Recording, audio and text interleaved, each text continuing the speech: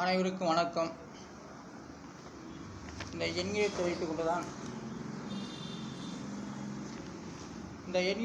கொண்டுதான் உங்களிடத்தில் நான் சொல்லிக் கொண்டு வருகின்றேன். அது புதிய அடிப்படையில் உருவாக்கப்பட்டது. தமிழுக்கு 240 எழுத்தும் அந்த எழுத்துக்களுக்கு உண்டான எண்கிடம் தனித்தனி எண்கிடம் கொடுக்கப்பட்டு இதை வார்த்தை அடிப்படையில் அனைத்து வார்த்தைகளுக்குமே சொல்லப்பட்டு வருகின்றேன். நான் சொல்லுவது ஏதோ சில வார்த்தைகளுக்கு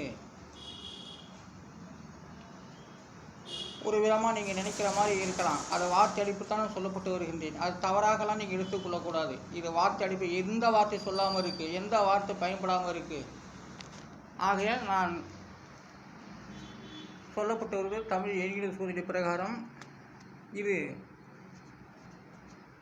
தெய்வங்களுக்கு சொல்லப்பட்ட எண்கிணிதம், பெருந்தகையாளருக்கு சொல்லப்பட்ட எண்கிணிதம், கருணை உள்ளவர்களுக்கு சொல்லப்பட்ட எண்கிணிதம், ஜோதிட வார்த்தை அனைத்துக்கும் சொல்லப்பட்ட எண்கிணிதம். இந்த எண்கிணிதத்தினால் எந்த வார்த்தையும் சொல்ல முடியாமல் இருக்க முடியாது. எனக்கு தெரிந்த வார்த்தைகள் அனைத்தையுமே இந்த வீடியோ கால் மூலமாக நான் சொல்லிக் கொண்டு வருகின்றேன். யாரும் தவறாக நினைத்து பார்க்காமல் இருக்கக்கூடாது. அனைத்தையும் பார்த்து கொண்டு இருங்கள்.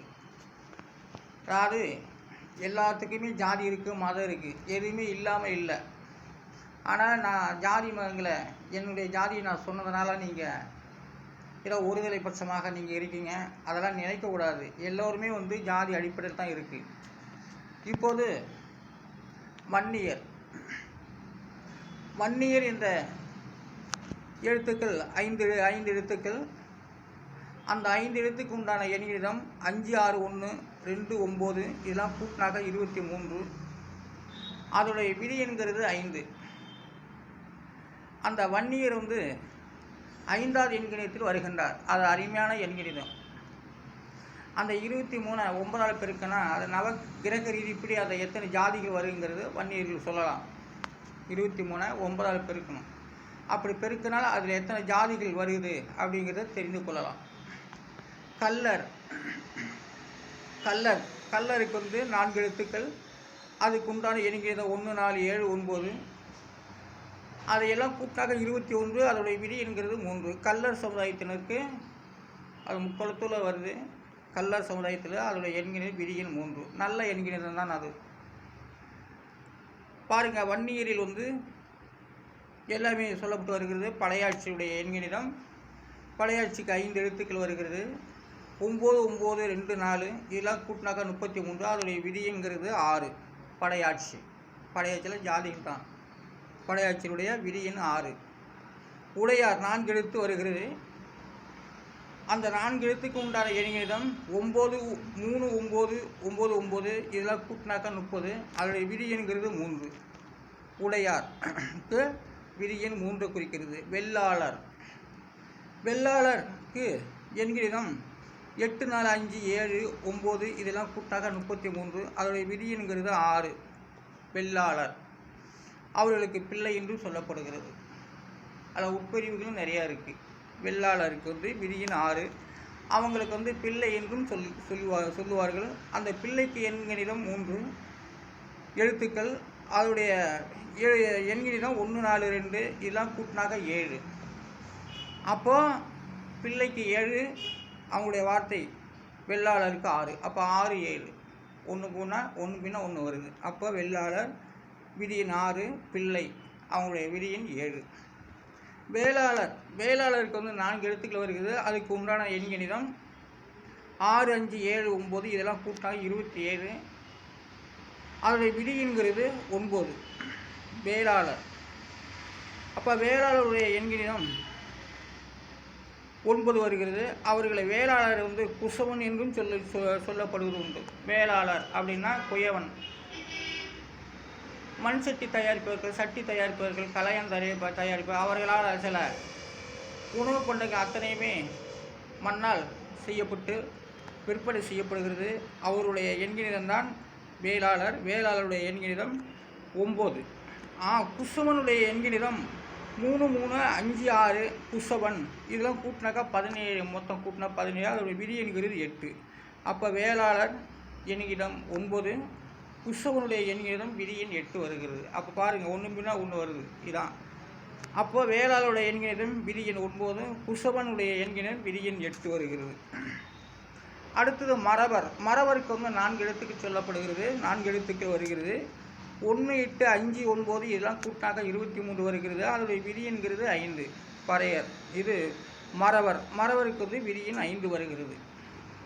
அடுத்தது பறையர். பறையருக்கு எண்கணிதம் 9, 3, 2, 9 இதெல்லாம் கூட்டாக 23. அதனுடைய விதி என்கிறது 5. பறையர். பறையருக்குடைய விதி எண் 5. அடுத்தது வள்ளுவர். வள்ளுவருக்கு எண்கணிதம் விதி எண்கணிதம் 5, 4, 9, 5, 9 இதெல்லாம் கூட்டினாக்கா 32. அதன் விதி என்கிறது 5. வள்ளுவர். வள்ளுவருக்கு விதி எண் 5 வருகிறது.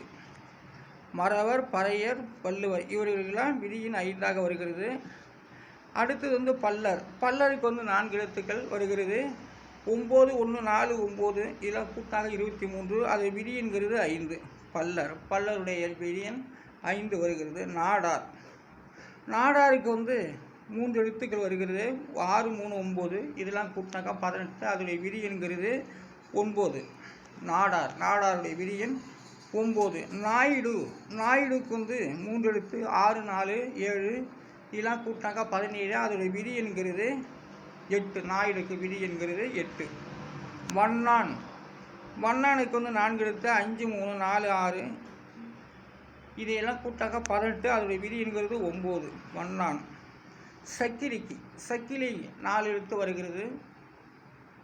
3, 7, 2, 5 இதெல்லாம் கூட்டாங்க 15. அது விதி என்கிறது 6. சக்கிலி. சக்கிலிக்கு விதி எண் 6 வருகிறது. பரியேரி. பரியேரிக்கு 4 எழுத்து. 9, 9, 3, 4 இதெல்லாம் கூட்டாக 25. அதோடைய விதி என்கிறது 7. தொம்பன். தொம்பனுக்கு 4 எழுத்து வருகிறது. 9, 7, 9, 6 இதெல்லாம் கூட்டாக 31. அது விதி என்கிறது 4. கூத்தாடி. இதெல்லாம் நிறைய ஜாதிகளுக்கு பாருங்கள். கூத்தாடிக்கு 4 எழுத்து வருகிறது. 1, 4, 5, 6 இதெல்லாம் கூட்டினாக்கா 16. அது விதி என்கிறது 7. இன்று சொல்லப்பட்ட ஒரு எண்கணிதம் எல்லாமே ஜாதி அடிப்படை தான் இது சொல்லப்பட்டு வருகிறது. எந்தெந்த ஜாதி எந்தெந்த விதி என்னுடைய வருகிறது, எந்தெந்த ஸ்தானத்தை குறிப்பிட்டு வருகிறது என்பதையெல்லாம் இந்த எண்கணிதம் பிரகாரம் நான் சொல்லி கொண்டு வருகின்றேன். இதில் யாருமே சஞ்சல்பட வேண்டாம், வருத்தப்பட வேண்டாம். இது பார்க்க வேண்டாம். அனைவரும் பார்த்து நீங்கள் எல்லாமே சர்ப்ரைஸ் பண்ணுங்கள், சர்ப்ரைஸ் பண்ணி வச்சுக்கிங்க, லைக் கொடுங்க, பாருங்கள், எல்லாத்தையும் பாருங்கள், கமெண்ட் பண்ணுங்கள். எல்லா கமெண்ட்லையும் நீ பண்ணலாம், பண்ணுறதுனால ஒன்றும் தப்பு இல்லை, பண்ணுங்கள். ஆனால் இதுக்கு யூடியூப்காரங்க தான் ஒருத்தர் தினமும் எனக்கு நான் கொடுத்தனாக்கா அது கமெண்ட் பண்ணுறது. ஆனால் அவர் எதுவும் பதிவு சொல்வதில்லை, கமெண்டை மட்டும் ஐட்டிட்டுருவது. ஆகையால் இந்த என்கிற வார்த்தை அடிப்படையை நான் சொல்லி கொண்டு வருகிறேன். ஜோதிடம் எப்படி ஜாதக பலன் அமைகிறதோ அது போலவே ஜாதிகளும் அந்த சாண பலனை காட்டுகிறது. அந்தந்த சாண பலன்கள் எப்படி என்பது ஜாதி அடிப்படையில் எப்படி என்பது தெரிந்து கொள்ளலாம். ஜாதக பலன் தான் இது. இது இது எல்லாம் ஒரு வார்த்தைகள் தான், எதுவும் சொல்லக்கூடாத வார்த்தை இல்லை, பேசக்கூடிய வார்த்தைகள் தான் சொல்லப்பட்டு வருகிறது. புதியதாகவும் சில வார்த்தைகளை உருவாக்கி வைத்துள்ளேன். அதையும் நான் சொல்ல சில நாட்கள் ஆகும். ஆகையால் இந்த எண்கணிதத்துக்கு நீங்கள் சில ஆதரவு கொடுங்க. ஆனால் சாகசம், அதாவது சாகசம் உயிரை கொடுத்து சாகசம் செய்வர்களுக்கு விரைவிலே எதுவுமே வெளியிடுவாங்க. ஆனால் இது யோசித்து செய்யக்கூடிய அளவுக்கு உண்டு. இந்த எண்கணிதத்தினால யூடியூப்காரங்க கூட ரொம்ப மலைக்கலாம். இது என்ன, இது ஒரு புதிய தோற்றத்தை இது சொல்லிவிட்டு வராரு அப்படின்னு நினைக்கலாம். இது வார்த்தடிப்பில் தான். இதெல்லாம் நேரடியாக வந்து கேட்டால் தான் அது சொன்னால் அவர்களுக்கு புரியும். இல்லை யூடியூப்காரையெல்லாம் படிச்சுட்டு போனவங்க தான். ஆனால் இருந்தாலும் அவங்க ஜோதிட அடிப்படையில் இல்லை. இருந்தாலும் நான் சொல்லக்கூடிய வார்த்தைகளால் ஒரு சிலது அவங்க புரிந்து கொள்ளக்கூடிய வாய்ப்புகள் உண்டு. ஆகையால் நான் அரியலூர் மாவட்டம் திருஞான சம்பந்த ஜோதிடர், தமிழ் எண்கணித வள்ளுவன். நன்றி, வணக்கம்.